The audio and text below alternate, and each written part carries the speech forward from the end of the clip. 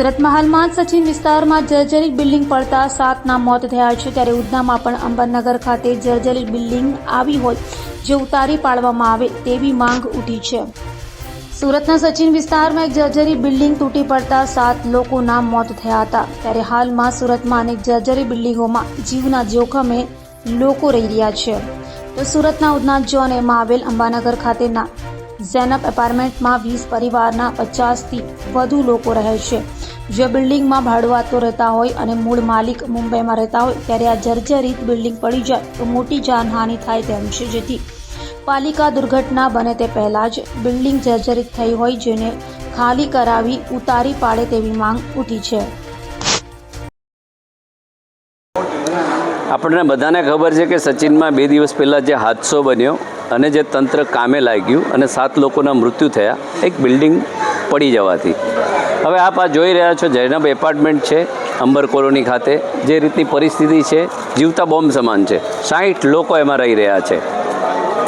મહાનગરપાલિકાએ નોટિસ આપેલી તેમ છતાં પણ લોકો રહી રહ્યા છે। આ બિલ્ડિંગને જલ્દીમાં જલ્દી સીલ કરવામાં આવે અને જે પણ લોકો રહી રહ્યા છે તેવા લોકોને શેલ્ટરમાં જગ્યા આપવામાં આવે કે જ્યાં સુધી એમને એમના મકાન કે રૂમ ના મળે ત્યાં સુધી 5-15 મહિનો ત્યાં કને નિઃશુલ્ક એમને રાખવામાં આવે, કેમ કે 50થી 60 લોકો રહેવાવાળા લોકો પણ પોતાના જીવને કેટલું જોખમ છે એ સમજતા નથી। તમારી જિંદગીથી વધારે કશું નથી। અહીંયા પડોશીઓ પણ પરેશાન છે કે આવો કોઈ હાદસો બને તો આપણે હેરાન થઈ જઈએ, એના કરતાં સ્વૈચ્છિક એમણે ખાલી કરીને પોતાના મકાન બીજી જગ્યાએ શોધી લેવા જોઈએ। મહાનગરપાલિકાની ટીમ માત્ર નોટિસ આપીને સંતોષ પામે છે, પરંતુ એમણે કડક કાર્યવાહી કરવી પડશે, નહીં કરે તો મોટો હાદસો થવાની બિલકુલ સંભાવનાઓ દેખાઈ રહી છે અને હાદસો થયા પછી જો એનો કોઈ મતલબ નથી। એના કરતાં પહેલાં આપણે જીવ બચે તો એ કામ આપણે બધાએ કરવું જોઈએ। મારું નામ તસ્લીમ નાગોરી છે। આ બિલ્ડિંગની છે ને સોસાયટીને અમે મળીને બધા છે ને કમ્પ્લેન કરી છે। આ બિલ્ડિંગ આખી જર્જરિત થઈ ગઈ છે, 35થી 40 વર્ષ થઈ ગયા છે ને એમાં બધા ભાડૂતો રહે છે, તો એ લોકોને ખાલી કરવાનું બી એસએમસી કીધું છે પણ એ ખાલી નહીં કરતા।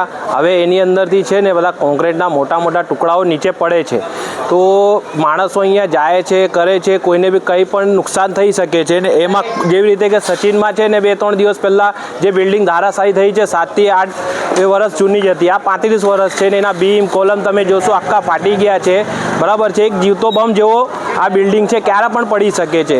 તો અમારી એ જ છે કે સોસાયટી બધી મળીને એ જ કહે છે કે આને અમે જેવી રીતે કે મારું ઘર છે, બાજુમાં 2-3 બિલ્ડિંગો છે, ક્યારે પણ આ પડી શકે છે, તો અમને નુકસાન થાય, આમાં જે માણસો રહે છે એ લોકોને નુકસાન થશે, બરાબર છે, દબાઈ જશે, કેવી રીતે આપણે કરીશું? તો અમારી એસએમસીથી વિનંતી છે કે આને ધારાશાયી કરે, અમારી બધાને ખાલી કરાવીએ તો કંઈ કામ થાય એની અંદર।